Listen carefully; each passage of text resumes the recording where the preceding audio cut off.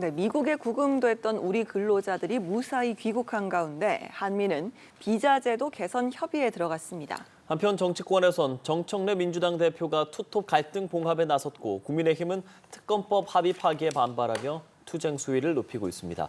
두 분과 이야기 나누겠습니다. 최진 대통령 리더십 연구원 원장 그리고 김종혁 전 국민의힘 최고위원 나와 계십니다. 안녕하십니까? 어서 오십시오. 안녕하십니까? 네, 저희가 앞서 여러 뉴스로 좀 전해드렸는데요. 미국 이민당국에 구금됐던 우리 근로자 316명이 일주일 만에 가족의 품으로 돌아왔습니다. 일단 건강 문제는 없는 것으로 파악이 참 다행이라는 생각인데요. 지금 정부의 외교적 대응을 두고는 여야 간에서 좀 엇갈린 입장이 나오는 것 같습니다. 어떻게 보셨습니까? 너무 천만다행이죠.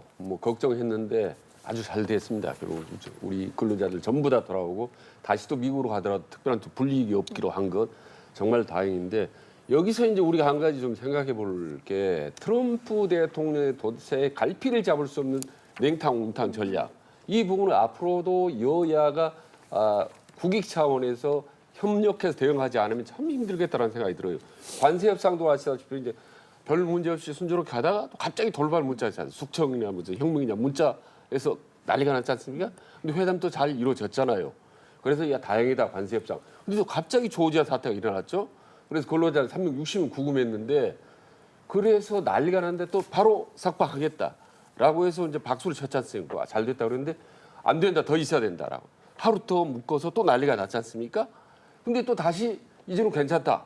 도무지 이 갈피를 잡을 수 있는 트럼프 전략은 우리 대한민국뿐만 아니라 미국이나 유럽이나 어느 나라도 쉽게 대응하기가 힘듭니다. 이런 특수한 트럼프 리더십이 아주 묘한 갈피를 잡을 수 없는 것을 우리 한국 정치권에서 인식을 해야 됩니다. 국민힘이 말해도 맞아 국내 정치 대하듯이 트럼프 정치가 똑같이 대하면은 정말 우리 대한민국 전체가 어려워지기 때문에 최소한 이 한미 문제, 통상대 문제, 트럼프 대응할 때만큼은 우리 좀 여야, 특히 국민힘이 좀 국익 차원에서 함께 좀 힘을 모으는 그런 모습을 좀 보여줬으면 좋겠다라는 말씀을 드립니다. 네, 일단 트럼프 정부의 자세 자체가 쉽게 대응하기 어렵다는 특징을 좀 알아야 된다라고 하셨는데 국민의힘에서는 외교력이 부재하다, 참혹한 현실이다 이런 입장을 내놨네요. 저는 그렇게 반응하는 것이 적절치는 않다고 생각을 해요. 우리 최 원장님 말씀을 하셨지만 사실 이 발단이 된 것은 트럼프 대통령이라는 굉장히 특이한 대통령이 여러 가지 문제를 만들어내고 있는 거 아니에요. 물론 이제 우리 정부가 그 주미 대사를 빨리 임명을 해서 이제 앉혀놓고 여러 가지 대응을 했으면 낫지 않겠느냐 이런 얘기를 하지만 역설적으로 그러면 비자 문제가 이번에만 발생했던 거냐? 그 이전부터 있었던 거 아닌데 그럼 그전 정부는 뭐 했느냐? 이렇게 얘기할 수도 있는 거예요. 그래서 저는 이렇게 국익이 걸린 문제니까 이것을 초당적으로 대응을 해야지 여야가 서로의 어떤 정치적 이해관계 때문에 손가락질하고 공격하는 것은 별로 적절해 보이지는 않는다라고 생각합니다. 예. 자, 그렇다면 말씀해 주신 그런 비자 문제 같은 것들을 일단 해결은 해야 할 거고 네. 지금 정부 차원에서도 나서고는 있단 말이죠. 네. 근데 비원이라든지 네. 어쨌든 해석의 차가 있는 그 비자들에 대한 입장은 어떻게 좁힐 수 있을까? 먼저 좀 의견 듣고 싶은데. 이게 당장은 좁혀질지 모르겠는데 말이죠. 예. 앞으로 근본적으로 해결이 쉽지 않겠다라는 생각이 그렇죠. 듭니다. 예를 들면 비자 문제, 비용 비자 문제. 조금 전에 이제 김정희 위원님 말씀하셨지만은 바이든 정부 때는 별로 문제가 없었는데 트럼프 정부 때는 문제가 된다. 비자 문제가 이걸 어떻게 해결할 것인가? 우리나라 국내 이제 비자 전문가들이 나와서 연합뉴스 TV 같은 거 나와서 이제 방송을 하는 거 보니까 예. 전문가들이 이 비용 비자를 허가해준 미국에 있는 당국자들조차도 이게 어디까지 옳은지 그런지를 판단을 못할 것이라고 얘기를 하더라고요. 그렇죠. 그러니까 그냥 이게 문제 있다 하면 문제 되는 거고 없다 하면 없다 되는 거죠. 말하자면 트럼프 마음대로 가는 겁니다. 그렇기 때문에 앞으로 이런 제2, 제3의 어떤 조지아주 사태가 많이 있을 거기 때문에 예. 이건 비자 문제가 아니라 특이한 트럼프 대통령에 대한 문제이기 때문에 다시 또 원점으로 들어가서 정말 여야가 초당적으로 대응했으면 좋겠다. 비자 문법뿐만 모든 문제 앞으로 관세 협상 이후 문제도 그랬으면 좋겠다라는 문제를 다시 한번 말씀드립니다. 일단 미국에서 입장 낸 것들 보면 러트닉 상무부 장관 같은 경우도 이런 상황에서 미안하다 이런 표현이 아니라 한국이 제대로 비자 발급받아야 된다 이런 류의 입장들을 내고 있단 말이죠. 협치 이런 부분도 얘기해 주시는데 어떤 부분부터 풀어가야 된다고 생각하세요? 저는요 이번에 그 316분 이제 들어오셨잖아요. 그렇죠. 이분들 얼마나 고생 많이 하셨습니까? 일주일 동안 뭐 굉장한 두려움과 공포 속에서 떨으셨을 텐데, 근데 역설적으로 얘기하면요 이게 저희가 카드를 하나 쥐게 된 거예요. 왜냐하면 그 보셨지만 트럼프 대통령도 처음에는 그거 무슨 당연히 단속한 거 아니야? 이렇게 나왔다가 나중에는 그냥 들어가지 말고 여기 남아서 우리 그 미국인들 좀 교육 좀 시켜주면 어떻겠느냐. 뭐 이런 얘기까지 했잖아요. 그러니까 왔다 갔다 했단 말이에요. 한쪽에서는 한국에서 많이 와서 공장 지어라고 해놓고 한쪽에서는 단속해. 이 두 개의 서로 모순되는 그 관점들이 충돌한 건데, 이번에 아마 미국 쪽에서도 미국 언론도 이거 도대체 이렇게 하면 어떡하냐, 이렇게 널뛰듯이 하면 어떠냐, 이러는 비난 여론들이 만들어졌잖아요. 그래서 저희는 이번에 정부가 이것을 가지고 그 트럼프 정부하고 그 협상할 수 있는 그 카드 하나를 쥔 거예요. 봐라, 우리 국내에서 말이야, 당신들이 이렇게 나오니까 우리 테슬라 자동차 안 사겠다고 우리 대한민국 국민들 그러고 있고, 그다음에 반미 감정도 막 생겨난다. 이게 뭐냐? 우리한테 돈 달라고 그래서 이렇게 많은 돈을 들여서 투자하겠다고 온 사람들을 이런 식으로 죄인 취급하듯이 쫓아내냐? 저희는 말할 수 있는 근거가 생긴 거예요. 그래서 저는 이 우리 고생하신 분들의 희생을 그 근거로 해서 우리가 그 협상 카드가 하나 생겼으니까 이걸 잘 이용을 해야 된다. 그래서 이 카드를 가지고 우리가 당신들한테 제대로 해주려면 우리한테 호주나 다른 국가들과 혹은 그 이상으로 뭔가 비자에 있어서 특혜를 준다든가 면제를 해준다든가 이런 게 필요하다. 쿼터를 늘린다든가 이런 것들을 구체적으로 이제 협상이 시작돼야 된다라고 생각합니다. 이번 사태를 미국과의 협상에 있어서 오히려 좀 우리 쪽에 유리한 카드로 이용할 수 있는 방안을 또 생각을 좀 해봐야 된다, 이런 의견을 좀 주셨는데요. 사실 우리 국민이 석방된 당일에 미국에서 한미 무역협정과 관련해서 합의를 하지 않으면 다시 이제 관세율을 25%로 되돌리겠다라고 압박을 하고 나섰습니다. 이 부분을 대체 어떻게 봐야 되는 걸까요? 그건 압박이 차원을 넘어서는 협박 같다는 느낌이 듭니다.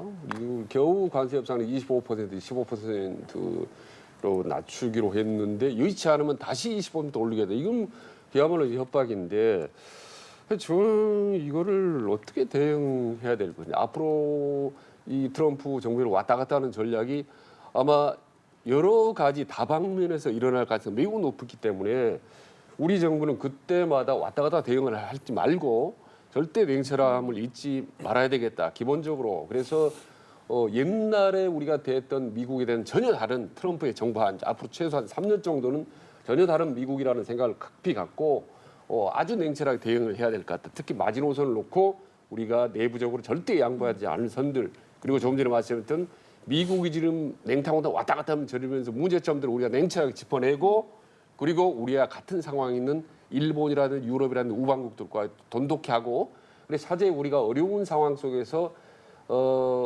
외교전 전략을 전반적으로 재검토하고 대미 전략도 재조정할 수 있는 그런 전화 이복우 계기로 삼았으면 좋겠다는 생각을 합니다. 예, 이렇게 부금 문제, 뭐 무역 현안까지 겹치니까 이제 한미 동맹에도 좀 어느 정도 부담이 되는 거 아니냐, 이런 우려도 나오는 상황입니다. 동맹과는 별개의 문제일 거예요. 그것은 어쨌든 군사적인 것도 있고 외교적인 것도 있으니까 이건 경제적인 부분이 이제 중점적으로 논의되고 있으니까. 근데 저는 러트닉 상무장관이요? 상무장관이 했던 저 발언이 그 이재명 대통령이 그 전에 기자회견에서 했던 얘기에 대한 그런 그 반발 내지는 대응인 것 같다는 느낌이 들어요. 이재명 대통령이 뭐라고 그러셨냐면, 우리한테 이익이 안 되는데 우리가 왜 사인을 하느냐, 관세협상에 사인할 필요가 없지. 어떤 경우든 내가 안 하겠다, 국익에 그 도움이 안 되면 안 되겠다, 이렇게 얘기를 공개적으로 해버렸잖아요. 네. 그러니까 미국 쪽 입장에서는 사인을 안 한 게 그런 의미였어? 앞으로 그러면 안 하겠다는 얘기야? 그러니까 언제든지 바뀌겠다는 얘기야? 이렇게 받아들일 수 있으니까 거기에 대한 그 반응으로서 그렇게 왜 사인 안 해? 이런 식으로 나온 것 같단 말이에요. 그래서 저는 대통령의 그 발언이 과연 그게 적절했는가에 대해서 우리가 자극할 필요가 없잖아요. 저쪽에서 칼자루를 쥐고 있는 것도 사실이고. 그러니까 그런 부분들에 있어서는 글쎄 옆에 참모들이 좀 네. 제대로 조언을 했어야 되는 게 아닌가라는 생각이 들어요. 예. 간단하게 하나만 더 여쭤보자면, 앞서 말한 지금 이 무역도 그렇고 그 근로자 상황도 그렇고, 사실 여당 입장에서는 국민의힘 차원에서 뭐 전폭적으로 함께 협치를 해주는 것이 중요하다라는 말 계속 하고 있거든요.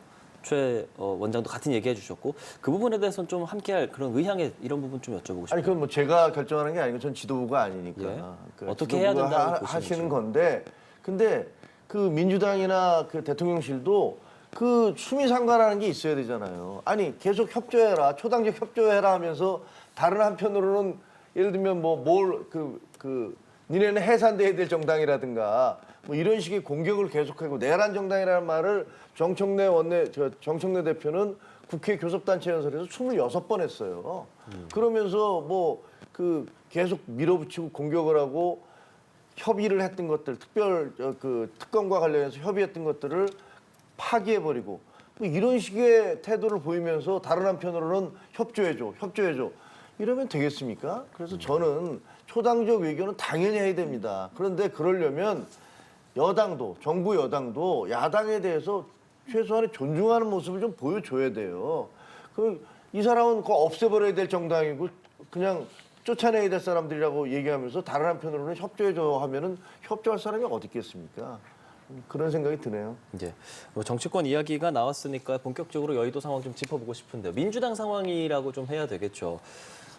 공개적으로 마찰을 빚었다는 점, 정청래 대표와 김병기 원내대표 아무래도 그 3대 특검법 수정안 파기 과정에서 그랬었는데 그래도 좀 봉합하려는 듯한 그런 입장들, 그런 사과문 등이 올라오고는 있습니다. 어떻게 좀 상황 보고 계셨어요? 뭐 결과론적으로는 봉합될 거라고 봅니다만은 상당히 좀 뜻밖의 그랬었죠. 적전 분열 무슨 여권의 지도부의 핵 분열 뭐 이런 건데요. 참 보기가 안 좋죠. 이제 정청래 대표가 장동욱 대표하고는 이제 악수 안 하겠다고 얘기를 했어. 결국 악수는 했지만 김병기 원내대표하고도 악수 안 하는 상황이 생길 줄은 전혀 몰랐죠. 예. 그래서 너무 뜻밖입니다. 두 사람의 콤비는 아주 잘 맞다라고 생각을 했는데 결국 뭐 어찌 됐든 간에 여야 원내대표가 합의한 사항인데 대표가 전격적으로 이거를 무산시켰다. 뭐 속사정이 있을 거라고 봅니다. 저는 정진희 대표가 물론 말 못해서 대통령실의 어떤 생각이 다르다든지 내부 지도부 최고위원들이 아니다라고 했는지 뭐 그런 속사정이 있겠지만 어쨌든 저는 정청래 대표에게 좀 말씀드리고 싶은 건 지금 대통령하고의 무슨 뭐 의견이 다르다라는 이런 게 있잖아요. 이런 말이 뭐 명청 갈등설이 자꾸 나왔었잖아요. 자꾸 그런 부분 거기다가 또 당동 대표하고 이제 악수 논란 겨우 이제 봉합했습니다. 그리고 원내대표하고 이렇게 아군과 적군 피하 불문하고 이렇게 갈등설이 자꾸 나오는 거는 절대 바람직하지가 않다. 그래서 원칙적으로 유지할 부분은 확실하게 밀어붙이되 정청래 대표가 좀 더 협상하는 모습, 유연한 모습, 협상 이런 모습을 좀 더 보여줘야 본인의 협상력을 발휘할 수 있지. 저렇게 일방적으로 가면 많이 어려움을 처할 수 있다라는 조언을 드리고 싶습니다. 네, 김 전 최고 의견도 듣고 싶은데요, 바로. 저는 정청래식 리더십의 한계와 문제점들이 계속 드러나고 있다고 보여져요. 일단 발언을 너무 극단적인 발언을 하셔서 아니 대통령하고 여야 대표가 만나는데 악수를 할 것이냐 말 것이냐가 모든 언론의 관심사가 돼버렸잖아요. 이거 얼마나 우스꽝스러운 일입니까? 그리고 이번에 김병기 자기 당의 원내대표와도 누가 봐도 합의를 해놓고서 나중에 그 모든 책임을 김병기 원내대표한테 떠밀어 버리는 듯한 그런 모양새잖아요. 그러니까 본인이 펄펄 뛰면서 화를 내고 기자들 앞에서 정청래한테 사과하라고 그래. 뭐 이런 얘기까지 했던 거 아닙니까? 그러고 나서 슬그머니 발을 빼서 뭐 제 부덕의 소치입니다. 뭐 이런 식으로 정청래 대표 얘기를 했어요. 왔다 갔다 좌충우돌 하고 있는 것 같아요. 그래서 아니 그렇게 압도적인 의석을 갖고 있는 집권당의 대표가 왜 저렇게 무책임한 행동을 하지? 그리고 국정을 제대로 운영하겠다는 게 아니라 어떻게 해서든지 싸움을 계속 벌이든가 뭐 이렇게 갈등을 부추기는 그런 모습을 보이는 게 과연 이게 제대로 된 리더십인가라는 부분에 대해서 상당한 회의 내지는 의구심이 든다. 이러면 민주당에도 좋지 않고 그리고 대통령에게도 좋을 리가 없어요. 정부 여당에 굉장히 안 좋은 그런 문제점들을 노정시키고 있다라고 봅니다. 네, 민주당 내부의 이야기를 좀 해봤는데요. 이번에는 또 다른 얘기입니다. 민주당이 이제 국민의힘 송원석 원내대표의 정청래 대표의 국회 교섭단체 대표 연설 때 나왔던 노상원 수첩 관련 발언을 좀 문제를 삼아서요. 윤리위에 제소를 하기로 했습니다. 사과를 요구한 정청래 대표 유야무야 넘어가지 않겠다라고 했는데요. 이 부분은 좀 어떻게 풀릴까요? 먼저 김 전 최고께 여쭙겠습니다. 저는 개인적으로 송원석 원내대표가 그냥 깔끔하게 사과해야 됩니다. 잘못한 거다. 잘못한 거잖아요. 어떻게 대통령과 그 정청래 대표를 예. 아무리 미워하고 싫어한다 하더라도 예. 생명과 관련된 문제를 그렇게 얘기할 수는 없는 거죠. 예를 들면 입장을 바꿔놓고 윤석열 전 대통령과 김건희 여사를 싫어하는 분들이 많이 있어요. 민주당 내에서도. 근데 예를 들면 민주당의 대표가 그 두 분들의 생명에 대해서 어떠한 얘기를 거론을 하는데 뭐 잘 됐다라고 뭐 그래야 된다라고 이런 식으로 얘기하면 우리 당에서 참을 수 있겠습니까? 아무리 그분들이 문제가 있다 하더라도 그렇게 사람의 생명과 관련된 것을 그런 식의 얘기를 할 수는 없는 거예요. 그러니까 명백하게 잘못한 것이기 때문에 예. 저는 송원석 원내대표가 이건 내가 완전히 말실수였다, 미안하다라고 얘기하는 게 옳다고 생각을 합니다. 예, 전현희 최고위원도 뭐 지도부에서 물러나야 된다라고 이야기를 했고요. 또 김병주 최고는 장동혁 대표를 향해서 이제 사과를 해라 이런 이야기도 했고요. 어떻게 들으셨어요? 그러니까 좀 노상원 수석이 어떤 겁니까? 지금 뭐 내란 어떻게 보면 비상 계엄 불법적인 계산 계엄에 적극적으로 참여한 것으로 알려진 노상원이 말하자면 이재명 대통령이라든 정청래 대표라든 이런 중요한 정치인들을 체포하고 구금해서 심지어는 뭐 수장하고 아주 살벌한 내용이 들어 있어요. 근데 이대로 됐으면 좋겠다라고 어찌 됐든 말이죠. 송원석 원내대표가 얘기한 거는 선을 한참 넘는 거죠, 사실. 근데 바로 즉각적으로 사과를 했어야 되는데 이게 단 거부사를 지금까지 보이고 있다는 거 이제 상당히 심각한데 거기다가 또 김재훈 최고위원 같은 경우 상당히 좀 또 동조하는 듯한 또 발언을 했어요. 또 당 또 국민의힘 대변인까지도 그렇고 이게 뭐가 어떠냐라는 식으로 노상원 수석 별 문제 없다 뭐 이런 식으로 지도부가 얘기하고 아직까지 사과하지 않는다는 거는 상당히 많이 선을 넘었고 이게 이제 중도 이탈층이라든지 상당히 좀 많이 자극적일 거라고 봅니다.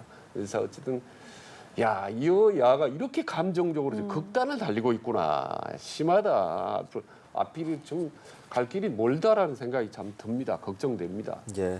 자, 이런 가운데 서울 서초동 대법원 회의실에 전국의 대법원장이 다 모였단 말이죠. 그러니까 사법개혁에 대한 이야기를 하는 것인데 사법개혁은 여당에서 굉장히 추진을 하고 있는 상황이고 다만 특히 내란특별재판부 신설 이 부분에 대해서는 이재명 대통령도 어느 정도 또 입장을 낸 상황이고 조희대 대법원장도 검토 중이다라고는 얘기하고 다만 그 사법개혁에 대해서 또 신중해야 한다 이렇게 입장을 내고 있으면서 이 부분이 지금 계속해서 사법부를 떠나서 정치권에서도 굉장히 크게 부각이 되고 있단 말이죠. 어떤 생각 좀 갖고 계십니까? 제가 이 부분은 강론적으로 상당히 복잡하고 예. 또 이 좌우 이 법률 전문가에 따라 달라기 때문에 총론적으로 분명하게 좀 말씀드리고 싶은 거는 자 행정부나 입법부 또는 정치권이 사법부를 장악하려고 하거나 지배해서는 안 된다라는 거 인정을 하시죠 다. 누구나 다 인정하는 국민님 그 주장하는 거 아닙니까?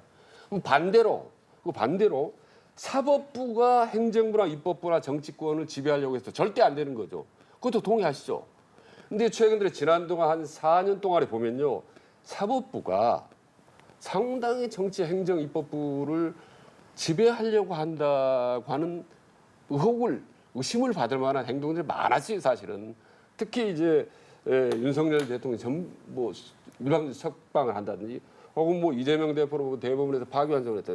그 여야 유불리를 떠나서 이를테면 한덕수 구속 또 영장 좀 기각한다든지 어쨌든 여야나 보수 진보를 떠나서 통우지 상식적으로 법을 그리고 한 사람도 납득할 수 없을 정도의 사법부의 판결이 오락가락한 거 많았습니다, 사실은. 그래서 사법부의 정치화가 날로 심화되고 있구나. 이거 상당히 심각하다. 사법개혁을 해야 되겠다, 해야 된다라는 여론은 상당 부분이 좀 확산되고 온 게 사실입니다.